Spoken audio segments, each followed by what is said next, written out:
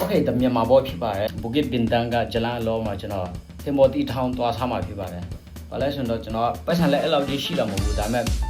သွားကြည့်မယ်ပေါ့နော်ခုကတော့3နာရီလောက်ထိုးခဲ့3နာရီလောက်ဩစာဟိုရောက်ရင်တော့9နာရီလောက်ဆိုရင်ညနေပိုင်းကျလူစီပြီပေါ့နော်ကျွန်တော်လူစီတဲ့အချိန်ကိုသွားချင်တာပေါ့နော်ဟိုမှာကျွန်တော်နိုင်ငံခြားသားတွေလည်းများတယ်နောက်ပြီးတော့ကျွန်တော်ဒီနေ့အားရနေပေါ့နော် outfit ကတော့ဒီတိုင်းပဲဝတ်မယ်ပေါ့နော်ဒီဟာကျတော့microfiber ပေါ့နော်ဟိုမှာ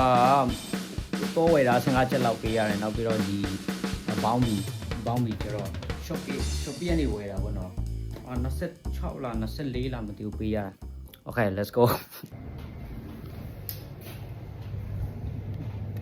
ground floor ဒီနောက်ကဟာတွေကတော့ဆောင်းရမိုက်ရခုတည်းလားမပြင်းအောင်လို့ပုံထားပေးတယ်ကလေးကစားဖူးတော့လားမသိဘူးဒါတော့တော်လေးကောင်းတယ်we are the village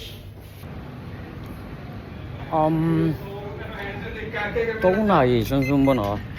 အချိန်ကနေရတော့နည်းနည်းပူသေးတယ်ပေါ့နော်damn စင်တူကနေဟိုဘူကစ်ဘင်တန်ကိုရထားနဲ့သွားမှာပေါ့နော်ရထားနဲ့သွားရင်တော့ဘယ်တော့မှမကုန်ဘူးကျွန်တော်အထင်3ချက်အများဆုံးကုန်တော့မှ3ချက်လောက်ပဲပေးရမယ်ထင်တယ်ပေါ့နော်စနိုးရဲ့နောက်မှာဘုံကွင်းရှိတယ်ပေါ့နော်ဘာကွင်းလည်းမသိဘူးဥစ္စာကျောင်းသားတွေကစားတာထင်တယ်ကျောင်းသားတွေပေါ့နော်ကဲမနကတီးနေကြပြီထင်တယ်ဒီဟာကျတော့ကျွန်တော်ပထမဆုံးစရိုက်တဲ့ vlog ပေါ့နော်ပေါ့ဥစ္စာအပြင်မှာရိုက်တာဆိုတော့နည်းနည်းလူမြင်တော့နည်းနည်းရှက်တယ်လို့ဘာဖြစ်တယ်လို့လည်းမသိဘူးကျွန်တော်တမျိုးကြီးဖြစ်နေရကွာ guys okay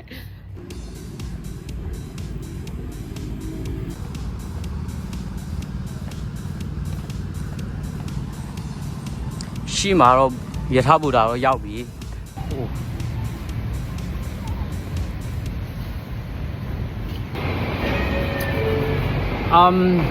တော်တော်များများတော့တိကျပြီထင်တယ်ဗောနော်ဘာလဲဆိုတော့ဒီယထာနဲ့ဘယ်ကိုတော့ဗောနော်ယထာနဲ့သွားတယ်ဆိုတော့ပိုက်ဆံအများကြီး save ဖြစ်တယ်ဗောနော်အဲ့ဒါကြောင့်ကျွန်တော်လည်းဖြစ်နိုင်တယ်လို့ဗောနော် Grab ကိုလုံးဝမငါပဲယထာနဲ့ပဲသွားဖို့ဖြစ်ပါတယ်လို့ Okay let's go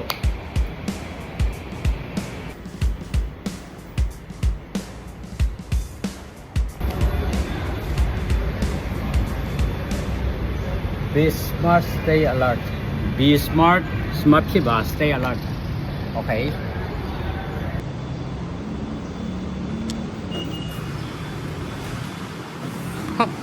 ပတ်စံဘယ်လောက်ကြံလိုက်လဲမသိဘူး Okay. Put try အမ်ပန်းကျွန်တော်တော့မဲ့ဟာအမ်ပန်းလိုက်နေတယ်ပေါ့နော် Okay.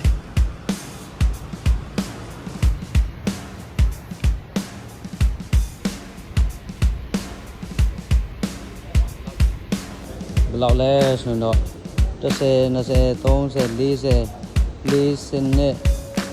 40, 40 40 còn là chạy vào nó.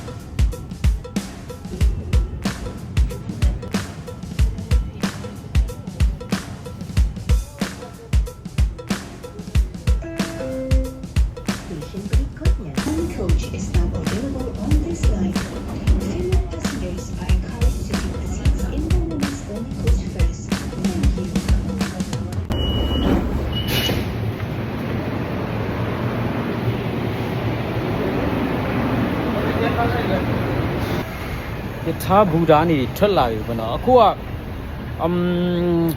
ngã này rồi cho nó khu bukit cái biển tăng cho nó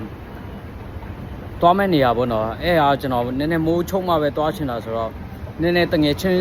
trên đeo xem mà bọn nó xa xe bà sim lại bọn tôi xem mà công toa xem mà bọn nó là Malaysia cho nó là ရောက်လာအဲ့လောက်ချင်းတိတ်မကြသေးဘူးဒါပေမဲ့ကျွန်တော်ဘယ်လို Grab နဲ့သွားနေရမှာပေါ့နော်Grab ဖို့နည်းနည်းကုန်လို့ပေါ့နော်ကျွန်တော်ယထာဟိုဘယ်လိုသွားရမယ်ပေါ့နော်ဘာညာကျွန်တော်ကနည်းနည်းလေ့လာတယ်ပေါ့နော်နောက်ပြီးတော့ကျွန်တော်ယထာနည်းနည်းစီးတက်တဲ့ခါကျတော့အရန်ကိုအဆင်ပြေတယ်ကွာတဲ့လား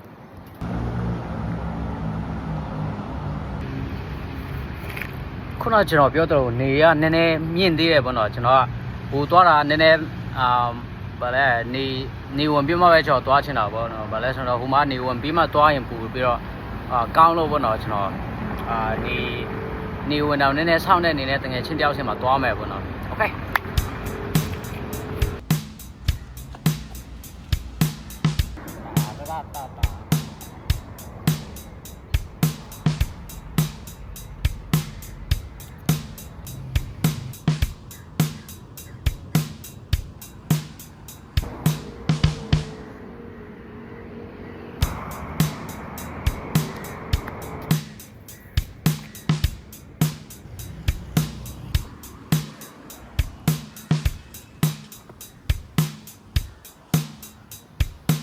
35 kilometer ငယ်ချင်းစီမှာတော့ရောက်ပြီပေါ့နော်ဒီတရုတ်ပုံချောင်းထဲမှာပေါ့နော်โอเคသွားမယ်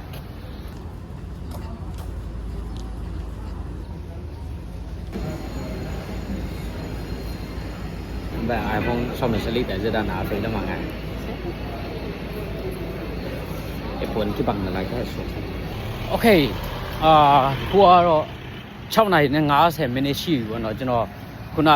တကယ်ချင်းစင်းမှာနားနေရတဲ့နည်းနည်းနောက်ကျသွားရပေါ့နော်ဒါပေမဲ့ကွတိပဲကွာတိလားမီးရလဲလင်းလို့ရပြီဒါပေမဲ့ဟိုရောက်ရင်တော့သူတို့လူစီလောက်ပြီလားမသိသေးဘူးကျွန်တော်သ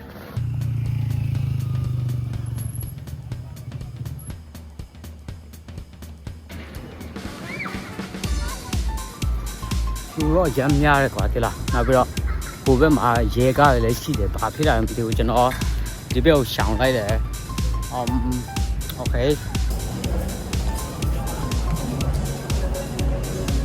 စလေးချက်ဟေးသွားရမယ်ဒီနေ့သွားခဲ့တဲ့နေရာတွေကိုကျွန်တော်လိုက်ပြခြင်းမလားကျွန်တော်အရင်ကဒီစန်တိုးမှာပေါ့နော်စန်တိုးကနေကျွန်တော်ဒီကိုလာတယ်နောက်ပြီးတော့ဒီချန်ဆောလင်းကနေခုနကျွန်တော်တငယ်ချင်းစင်မှာပေါ့နော်ဒီမှာမီဟာဂျာမှာဆင်းတယ်ကျွန်တော်အခုမီဟာဂျာနေမလူရီကိုပြန်သွားတယ်ပေါ့နော်အေးမလူရီကနေကကျွန်တော်အခုသွားမှဒီဘူကစ်ပင်တန်ဒီတာပေါ့နော်ဒီမှာကျွန်တော်တင်မော်တီထောင်သွားစားမှာဖြစ်ပါတယ်ဟဲ့ let's go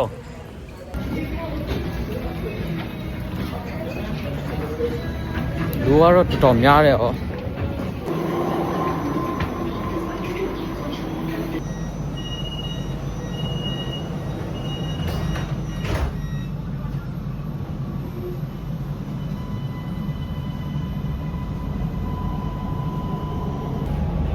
You are now approaching Pavilion Bukit Bintang. This is an interchange station with KL Monorail line.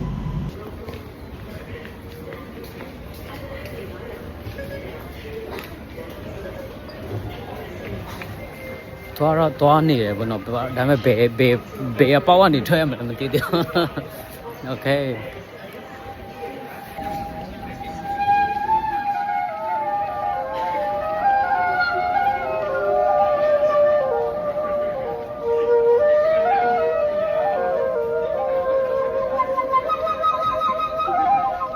တော်တယ်ဟောစောက်ရန်တော်ဟိုfinally နောက်ဆုံးတော့ရောက်ခဲ့ပြီပေါ့နော်ဟာစောက်ရန်ကောင်းတဲ့ view ကွာဆိုအခုဘယ်ကိုသွားရမလဲဆိုတော့ Pavilion ဒီချာတဲ့ဒီဘက်ထင်တယ်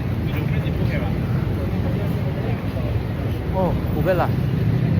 sorry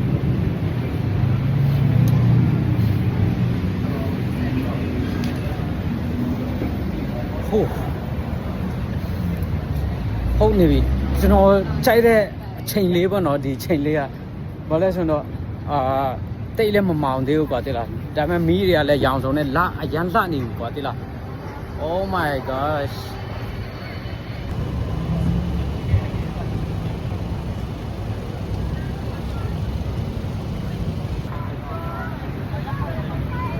ဟိုးဘက်မှာလည်းတစ်ဖွဲ့ဟိုးဘက်မှာလည်းတစ်ဖွဲ့လာကူးဖို့စောင့်နေတာကွာ Okay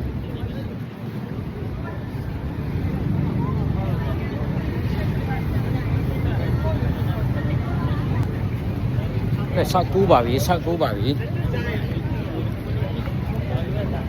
ကျွန်တော်အဲ့ဂျလန်အလောကဘယ်ကနေသွားရမှန်းတော့မသိဘူးဒါပေမဲ့တေချာတော့သူက4မိနစ်လောက်ရှိတယ်ကွာ4မိနစ်လောက်ရှိတဲ့နေရာကိုကျွန်တော်ခုနထွက်ခဲ့တာတော့ဤပင်တူဤဘက်ကဆိုအခုကဒီဘက်ကိုပြန်ပတ်ကြည့်မယ်ပေါ့နော်ကျွန်တော်ဒီဂျလန်အလောကိုသွားတော့တော့ခုတယ်ဒါပေမဲ့နေရာဆုံးကောင်းကောင်းကွာမမမီးတော့ကွာဒီလားပြန်ရှာနေရမယ်ပေါ့နော်โอเค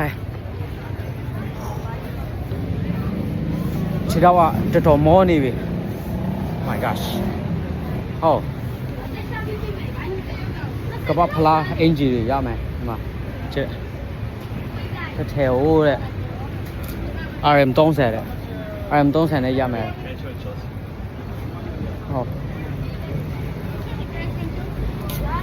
အာဂျင်တီနာအစ်စ်တော့မဟုတ်တော့ဘူးထင်တာပဲ30နဲ့ရတာဆိုတော့အော် USA ကလပ်အတင်းလဲရတယ်နော်အဲ့လောက်ကြည့်တော့တိတ်မကောင်းဘူးဒါပေမဲ့အလေထပ်ပေါ့ကွာတဲ့လားတိတ်လည်းမဆိုးတိတ်လည်းမကောင်း Okay oh here is Brazil bro I like Brazil Neymar Okay ဟုတ်တယ်ဘာပြောနေကြလဲမသိဘူးတကယ်ပဲဆို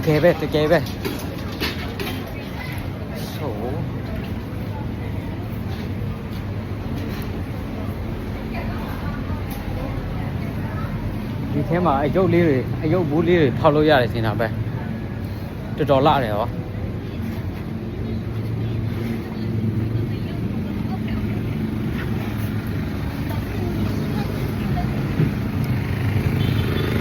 ဒီနောက်မှာအဲ့လိုမျိုးထိုင်နေကြပေါ့နော်ဒီလိုမျိုးတောင်းတဲ့သူပေါ့နော်နည်းနည်းဟိုမတန်ဆွမ်းတဲ့သူတွေအရန်များတယ်ပေါ့နော်ဒီဂျလန်လောမှာအရန်ထိုင်ကြတယ်ပေါ့ဟုတ်တယ်ချစ်စရာလေးတွေနော်ရုပ်လေးတွေဝယ်မှာမဟုတ်တဲ့အတွက်ကြောင့်ကြားရင်မကြည့်ဘူးကွာကျွန်တော်သွားချင်တဲ့နေရာကကျွန်တော်ပျောက်ပြီးထင်တယ်သ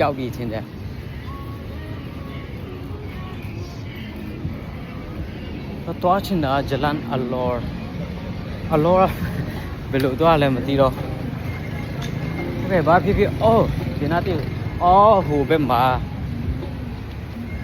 so nice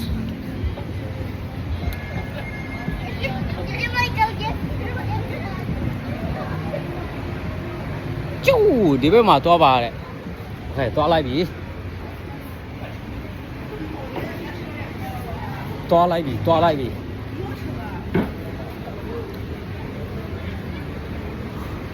finally နောက်ဆုံးတော့ရောက်ပြီပေါ့နော်ကျွန်တော်သွားမယ့်နေရာ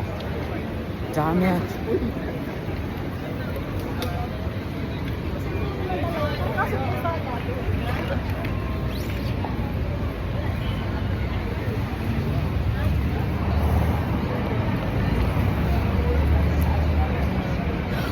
โอเคကျွန်တော်တို့သွားမယ့်ဂျလန်အလောရာဒီအနောက်မှာပေါ့နော်ကျွန်တော်ရဲ့နောက်မှာ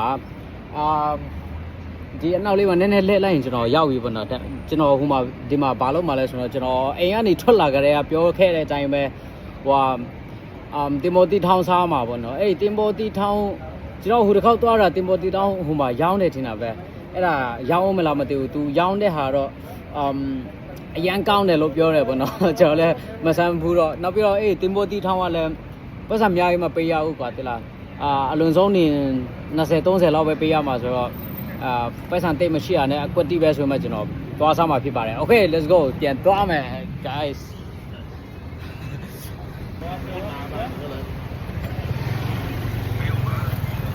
ဒီတန်းပေါ့နော်ဒီနောက်တန်းမှာကျွန်တော်ဝင်ရမှာပေါ့နော်စောက်ရန်လာတယ်နော်โอเคစောက်ဝင်လိုက်ပါပြီ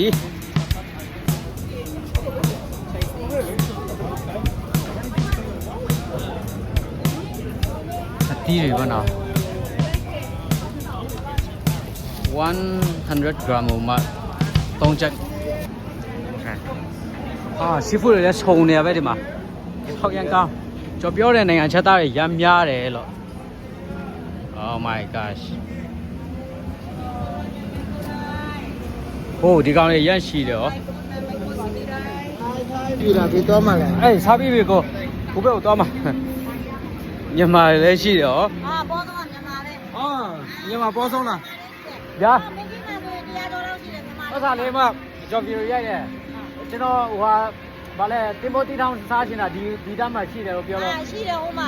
ဆိုင်းဘုတ်အစိမ်းအောင်နဲ့မန္တန်တာဆိုင်လို့မေးလာဒီဘက်လားဒီဘက်ချက်ဟိုမှာလှမ်းမြင်တယ်မင်းကြီးရဲ့ဒီဘက်က Okay ကျေးဇူးပဲဟဲ့စင်ပြေရောက်ပဲတော့တိလားရှိမှာ Okay ခုနမပြောသွားတယ်ဘနော်မြန်မာတွေအများဆုံးပဲတဲ့တော်ဟုတ်နေပြီခဏချူပြုတ်နေတယ်ဟောခဏချူပြုတ်နေတယ်ခဏကျွန်တော်ခဏချူချီလိုက်အောင်မယ်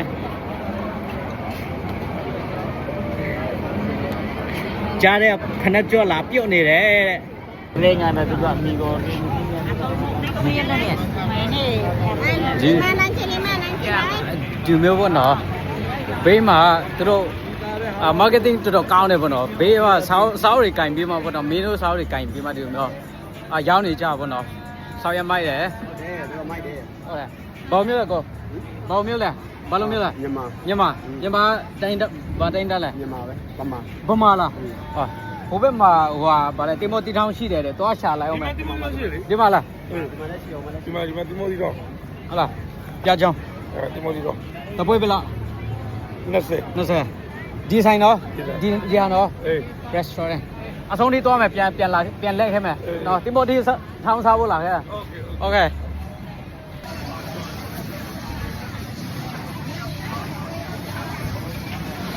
ကျွန်တော်ပြောတာတော့ကျွန်တော်တင်မိုတီထောင်ဝယ်မဲ့ဆိုင်ကကျွန်တော်ရှိပြီးပြီအဲ့ဒါဒီရှိနာလေးရထင်တယ်ဒီရှိနာလေးရโอเคဒီရှိနာလေးရထင်တယ်ဒါပေမဲ့အခုနအကိုတော့လိန်ပြောလိုက်ရပေါ့နော်ပြန်လှည့်လာရင်ပေါ့ပြန်လာဝယ်မယ်ပေါ့ဒါပေမဲ့โอเคဒီမှာကျွန်တော်ရောက်ပြီကျွန်တော်ဝယ်မဲ့ဆိုင်ဒီမှာส้มต้มပေါ့နော်ส้มต้มဘာဆန်ကောင်းမလဲမကျွန်တော် view ရိုက်လို့ရမလားโอเคဒီကိုစားဖို့စင်တူတင်မိုးနေလာခဲ့တာနေ့လေ3နာရီကလေးလာခဲ့တာโอเคဘာဆန်ကောင်းမလဲမသိဘူးအကုန်ကောင်းတယ်ဘယ်လိုလဲကွာလဲမသိဘူးဒီဟာကျတော့ရိုးဟုတ်ဒီဟာကျတော့ကျွန်မစားရနေပါတယ်ဒီဟာကျတော့မတော်စိမ်းပဇွန်စိမ်းဘိုက်မနာဘူးလားမတော်စိမ်းမစားရရင်တက်ထိုင်လို့ရတယ်ပြုတ်ပြီးကြားမလားပြုတ်ရင်မကြောက်နော်ပြကြတော့ဒီဟာကျတော့ပါကနန်ဒီဟာကျတော့ချက်ချတာဟာဒါကျတော့ပဲကြတယ်ဘာဒါပြကြာစံနဲ့ကျော်စီဖုတ်တိတ်မစားရဘူးဒီပဲစားလိုက်မလဲအဆက်ကိုလေးမနည်းနည်းချော့ပေးလို့ရမလားโอเคအဲ့ဗီဒီယိုရိုက်လိုက်မယ်နော်ရလားအဲ့မှာထိုင်စားမလားတော်ပြီကျွန်တော်ပါဆယ်ပဲယူမယ်လွတ်တဲ့နေရာတခုမှစားချင်လို့မဘာလိုမျိုးလဲဒဝဲဒဝဲကျော်ချင်းပြစ်တော့မှဗီဒီယိုလုပ်ဖို့ဘာလဲဟိုစားဒီဟာစားတဲ့ vlog ပေါ့ဘာညာပေါ့ညာအဲ့ဒါဂျပန်ကအတစ်ပြန်လောက်တာဟိုအရင်အကောက်ပြန်ပြက်လောက်ပါတိလားမအမဗီဒီယိုမလုပ်ဘူးလားလုပ်လေဒီမှာထောင်လိုက်ပြီးပြီကွာတိလားဒီအပေါ်တခုမှထောင်လိုက်ပြီးပြီဟာဂျပန်ကမဖွင့်သေးမဖွင့်သေးလို့ဟုတ်လားဝယ်လို့လဲရတယ်ဒါပေမဲ့ကျွန်တော်ဖွင့်ပေးမယ်လေရတယ်ကျွန်တော်ဖွင့်ပေးမှဟိုဟာ Gmail ဘာညာအကောင့်ဘာညာတယ်ဟိုလောက်လိုက်မယ်ကျွန်တော်ဖွင့်ပေးမှGmail တစ်ခုကျွန်တော်လုပ်ပေးလိုက်မယ်အဲ့ဒါအမGmail နဲ့ဝင်လိုက်ရပြီလေဒါပေမဲ့ပတ် ပါတော့တော့လည်းရှုပ်တယ်ထင်တာ ဘာမရှုံးဘူးဒါပေမဲ့ဆက်ဆက်သုံးချင်းရတော့လေဥစ္စာရှိတယ်ဘာလဲအေးဂျပန်ဗီဒီယိုတွေလာတက်တာလေအဲ့ဒါတော့ရှိတယ်ဂျပန်ဗီဒီယိုဆိုတာဂျပန်စကားပြောတဲ့ဟာပေါ့အဲ့ဒါနည်းနည်းရှုပ်တယ် အားလိုက်ပါ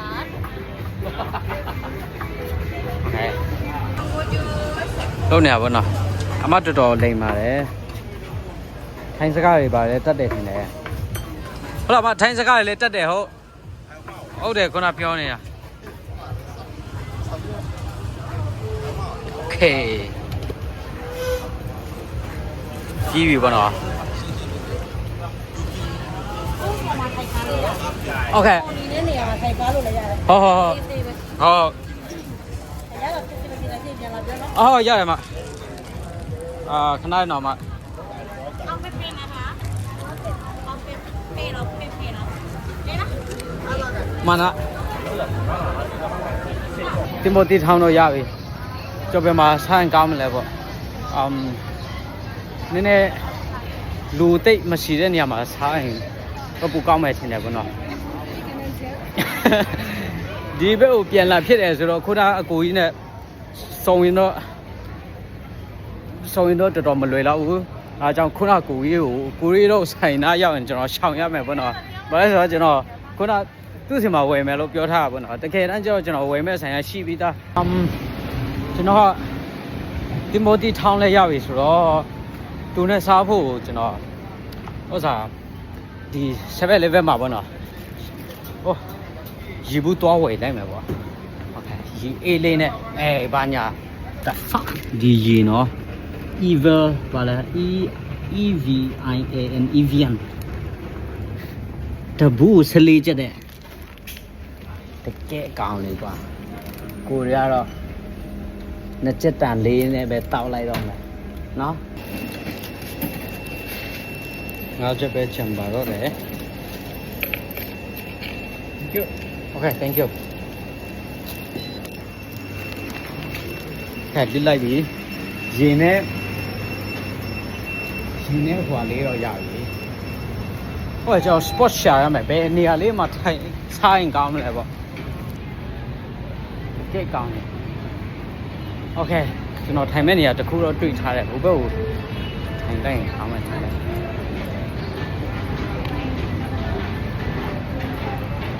Okay, this spot.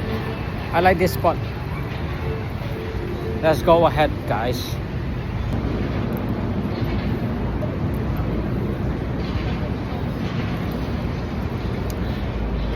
Oh, the gate gone. Wow. Okay, start on me.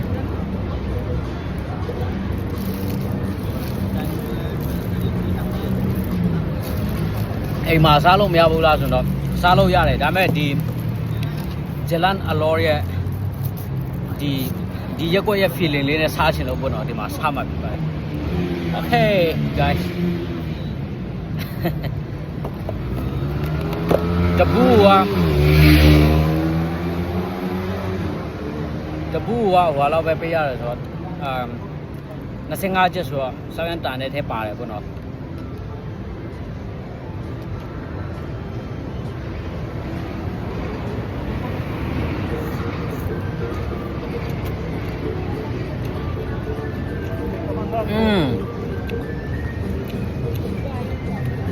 Quất đi về từ cái chân nó chạy từ rồi lốp đi rồi, cho asat tay mà chạy luôn con rồi, đó mẹ đứa này chủ ra phép mà bảo con rồi, phải ăn gặp bà là phải ăn chuyện gì, bé xì là bà mà tiêu,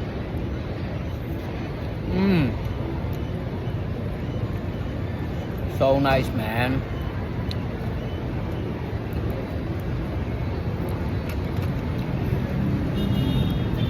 ကျွန်တော်စားဖို့တဲ့တင်ပေါ်တီထောင်းနေဆိုအဲ့ဒါ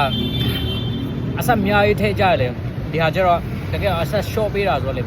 တော်ကောင်းတယ်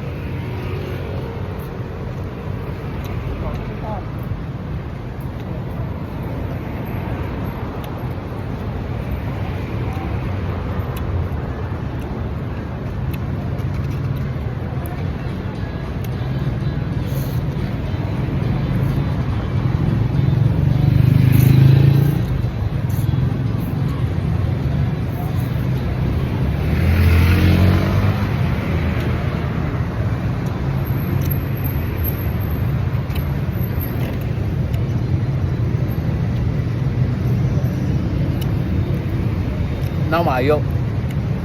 မဆပ်ဘူးပြောနေတော့နည်းနည်းဆက်လာပြီကွာဟုတ်ကဲ့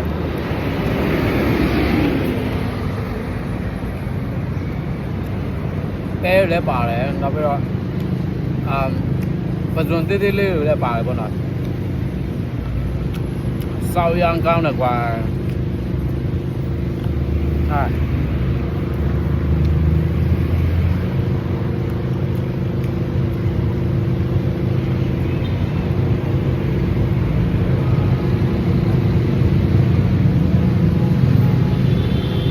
စားလို့တော့ပြီးသွားပြီပေါ့နော်ဒါပေမဲ့မကုန်ဘူးပေါ့နော်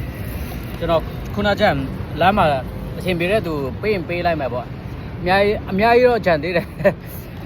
ကျွန်တော်အိမ်ပြန်လာဘယ်လိုပြန်มาလဲဆိုတော့ကျွန်တော်အခုကဒီဘူကစ်ပင်တန်းရောက်နေတာပေါ့နော်ဒီဘူကစ်ပင်တန်းကနေကျွန်တော်ဒီမလိုရီကိုအဲ့ဒါဒီတွားစီးမယ်ကျန်ပြောင်းပြီးမှကျွန်တော်အိမ်ထိကိုပြန်มาဖြစ်ပါတယ်တော့အိမ်ကဒီစန်တိုတင်မိုးပေါ့နော်